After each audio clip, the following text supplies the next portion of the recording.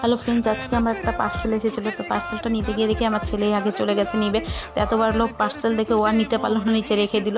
তারপর আমি নিয়ে আসলাম, আসার পর আর মনটা আনচান করছিল কখন এটাকে আনবক্স করব। তো ওই জন্য খোলা শুরু করে দিলাম। তো এই দেখো কেচি নিয়ে বসেছি, আর ছেলেকে ডাকিনি, কারণ ও আসলে আবার করতে দিবে না কাজটা ঠিক করে। তার জন্য ওকে ডাকিনি, আমি নিজে কেটে নিয়েছি। আমি দেখছি যে কেমন আসছে জিনিসটা। খুব অনেক দিনের ইচ্ছা ছিল এটা নেব, ছেলেরই জিনিসপত্র রাখার জন্য। তার জন্য নিয়ে ফেললাম ফাইনালি।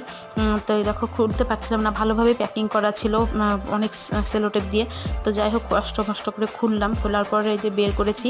তো জিনিসগুলো তো করে রাখা ছিল, নিজেকে এগুলোকে সাজাতে হবে। তো তারপরে বসলাম এগুলোকে সাজানোর পাল্লায়।